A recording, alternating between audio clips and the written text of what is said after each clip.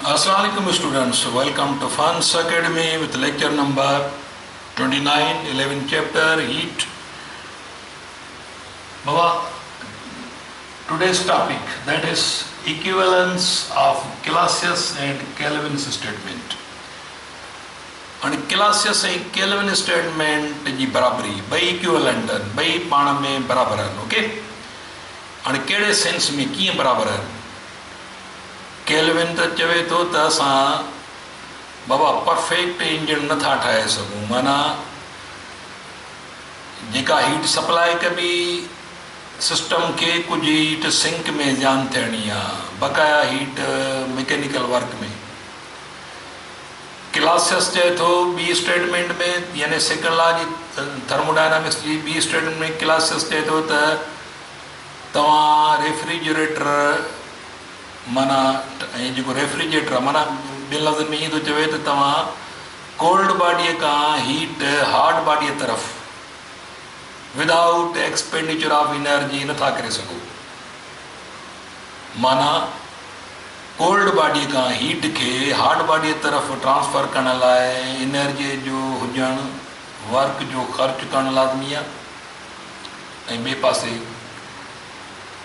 Kelvin चए थो त असां परफेक्ट इंजन नथा ठाहे सघूं, माना अहिड़ी इंजन जेका बि हुनखे हीट सप्लाई कजे, टोटल हीट खे कन्वर्ट करे मैकेनिकल वर्क में, जे त इहो इम्पॉसिबल आहे प्रैक्टिकली।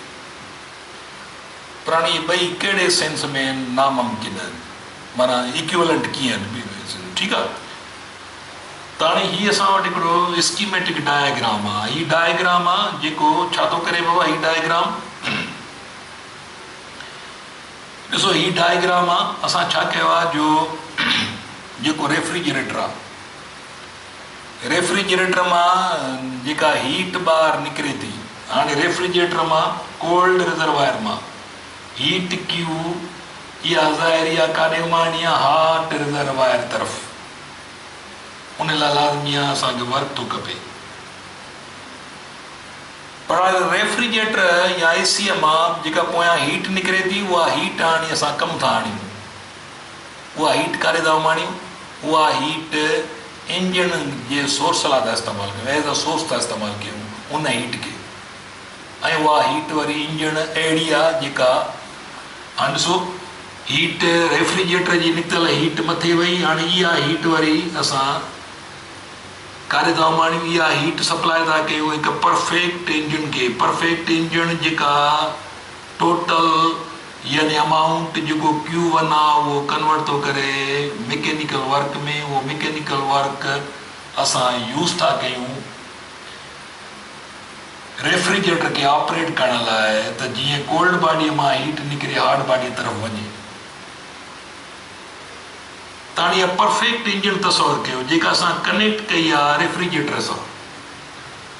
रेफ्रिजरेटर हाणे परफेक्ट इंजन छा थी करे, हीअ अहिड़ी इंजन आहे जेका 100% हीट खे कन्वर्ट थी करे 100% मैकेनिकल वर्क में। त हीअ हॉट रिजर्वायर आहे, माना हीअ इंजन आहे जेका हीट कन्वर्ट थी करे मैकेनिकल वर्क में टोटल हीट, ऐं उहो मैकेनिकल वर्क वरी असां सप्लाई था कयूं रेफ्रिजरेटर खे। त जीअं रेफ्रिजरेटर जे कोल्ड रिजर्वायर मां Q अमाउंट हॉट रिजर्व तरफ़ पुश करे सघूं, यानी पुश करे सघूं, माना ट्रांसफर करे सघूं। माना हिन जो मतिलबु इहो थियो त जेका रेफ्रिजरेटर मां निकितल अमाउंट हीट जो आहे, हाणे मिसाल रेफ्रिजरेटर मां, मिसाल हिकिड़ो रेफ्रिजरेटर मां 100 जूल हीट निकिरे थी। इहा 100 जूल हीट उमाणियूं था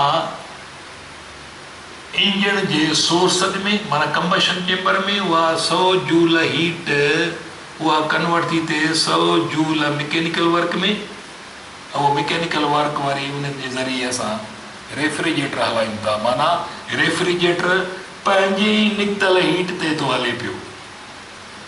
माना नेट रिज़ल्ट छा आहे, अहिड़ो रेफ्रिजरेटर आहे जेको बग़ैर एनर्जी ख़र्च करण जी हली रहियो आहे मुसलसल, माना पंहिंजी निकितल एनर्जी ते थो हले, असांखे ॿाहिरां एनर्जी नथी खणणी पए।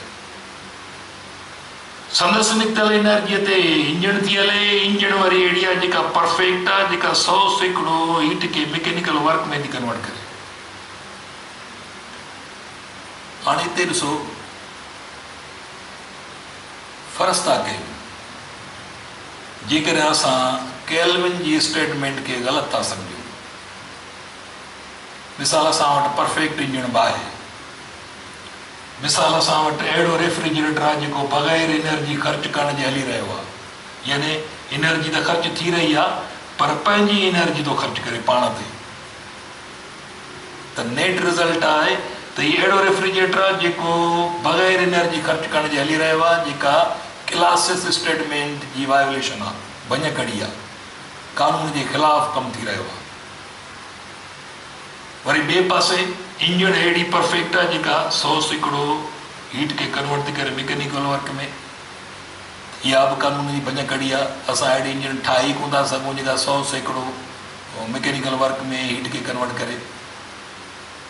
त हाणे ॾिसो बाबा ॻाल्हि कहिड़ी थी त न को अहिड़ो रेफ्रिजरेटर ठाहे सघे थो जेको बग़ैर एनर्जी ख़र्च करण जे हली सघे, न कोई वरी अहिड़ी परफेक्ट इंजन ठाहे सघूं था जेका 100% हीट खे कन्वर्ट करे मैकेनिकल वर्क में।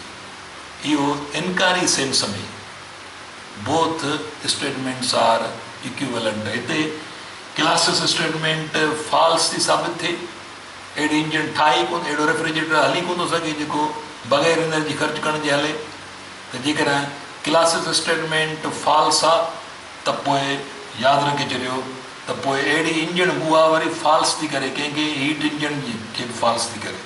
माना असां न कोई वरी हीट इंजन अहिड़ी ठाहे सघूं था जेका परफेक्ट हुजे, जेका 100% हीट खे कन्वर्ट करे मैकेनिकल वर्क। त इहे ॿई नाकारी सेंस आहिनि। माना इहे हिते ॿिन्ही लॉ जी भञ करे थी थिए। केल्विन जी स्टेटमेंट बि हिते न हलंदी, न कोई वरी क्लासिस स्टेटमेंट हिते जेका आहे सा उहा बि माना उनजी बि वायोलेशन आहे, त केल्विन जी स्टेटमेंट जी वायोलेशन आहे, ॿिन्ही जी वायोलेशन आहे। माना इन वायोलेशन वारे अंदाज़ में इन माना क्लासिस स्टेटमेंट बि फॉल्स आहे त हिते केल्विन स्टेटमेंट बि फॉल्स आहे। इन फॉल्स वारे सेंस में बोथ स्टेटमेंट इक्विवेलेंट आहिनि, ॿई स्टेटमेंट इक्विवेलेंट आहिनि। की कहिड़े सेंस में इक्विवेलेंट आहिनि त जेकर असां ॿई यानी रेफ्रिजरेटर खे असां कनेक्ट था कयूं, माना असां परफेक्ट इंजन सां रेफ्रिजरेटर खे कनेक्ट कयो आहे त परफेक्ट इंजन जो जेको वर्क आहे उहो वर्क इस्तेमालु था कयूं रेफ्रिजरेटर लाइ। त जीअं रेफ्रिजरेटर मां उहो वर्क ॾेई, एनर्जी ॾेई, मैकेनिकल एनर्जी ॾेई, मैकेनिकल वर्क ॾेई असां कोल्ड रिजर्वायर मां हीट ट्रांसफर था करायूं हॉट रिजर्वायर तरफ़। वरी हॉट रिजर्वायर जे ज़रिए असां इंजन था हलायूं, हीट इंजन। त हॉट रिजर्वायर मां हीट अचे थी, उहा मुकमल तौर मैकेनिकल वर्क में थी कन्वर्ट थिए, ऐं उहो मैकेनिकल वर्क माना वरी बि ॻाल्हि क्लियर थी वई त अहिड़ी इंजन आहे जेका पंहिंजी कन्वर्ट थियल निकतल एनर्जी थी हले। माना इहा असांखे हिकिड़ी परपीचुअल मशीन मिली वई, अहिड़ी मशीन आहे, माना अहिड़ी शइ आहे, हिकिड़ो डिवाइस आहे जेको बग़ैर expenditure of energy J cold body मां हीट कन्वर्ट थो करे हॉट बॉडी तरफ़। उहा हीट वरी इंजन खणे थी ऐं उहा इंजन उनखे मुकमल तौर कन्वर्ट थी करे वर्क में, उहो ई वर्क वरी सप्लाई था कयूं रेफ्रिजरेटर खे। हाणे हिते ॾिसो बाबा त हिते छा थो थिए पियो, न कोई असां परफेक्ट इंजन ठाहे सघूं था, न कोई असां वरी अहिड़ो रेफ्रिजरेटर ठाहे सघूं था जेको बग़ैर एनर्जी जे ऑपरेट थिए। इन सेंस में बोथ स्टेटमेंट्स आर इक्विवेलेंट। ॿई फॉल्स आहिनि त ॿई फॉल्स वारे सेंस में इक्विवेलेंट आहिनि। त equivalence of Clausius statement and Kelvin statement topic आहे। Suppose Kelvin statement is false, फ़र्ज़ु था कयूं केल्विन जी स्टेटमेंट फॉल्स आहे। फॉल्स कीअं? केल्विन चए थो त असां परफेक्ट इंजन नथा ठाहे सघूं, कुझु अमाउंट सिंक में ध्यानु थियणो आहे, ठीकु आहे। पर फ़र्ज़ु था कयूं असां परफेक्ट इंजन ठाहियूं था, केल्विन जी स्टेटमेंट खे ग़लति था सम्झूं।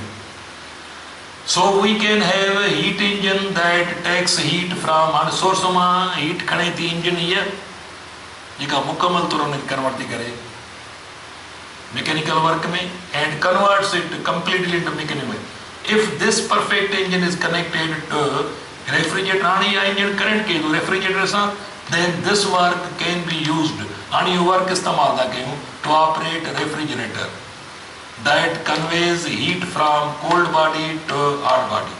Okay, and net result छा थी? The net result is transfer of heat from cold body to hot body without expenditure of work.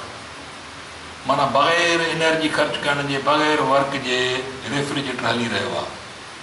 इहा अलॻि शइ आहे त हुनखे वर्क मिली रहियो आहे पर पंहिंजी एनर्जी थो इस्तेमालु करे पाण ते,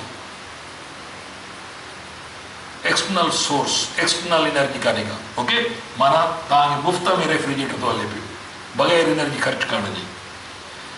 सिंस अच्छा work this violates classes statement, हाणे इहा क्लासिस स्टेटमेंट जी भञ कड़ी आहे त ईअं थी नथो सघे बग़ैर ख़र्च करण जे, एनर्जी ख़र्च करण जे, वर्क ख़र्च करण जे असां रेफ्रिजरेटर नथा हलाए सघूं, माना कोल्ड बॉडीअ खां हीट हार्ड बॉडी तरफ़ नथा फ्लो कराए सघूं। Okay, since falsity of Kelvin's statement proves the falsity of Clausius statement. त जेका केल्विन जी स्टेटमेंट जी ग़लति बयानी आहे उहा साबित थी करे त क्लासिस स्टेटमेंट बि ग़लति आहे। ओके, त in this way both statements are equivalent, in sense में ॿई स्टेटमेंट्स पाण में बराबरि आहिनि। Neither we can construct such a refrigerator that can operate without expenditure of energy, nor we can construct such a perfect engine that can convert 100% heat into mechanical work. In this sense, both statements are equivalent. Okay? तो ये वो जो को lecture होता है जो इन ते बाबा ध्यान दीजो, वरी असां ॿिए लेक्चर में तव्हां सां गॾु हूंदासीं। तेसि ताईं अल्लाह हाफ़िज़।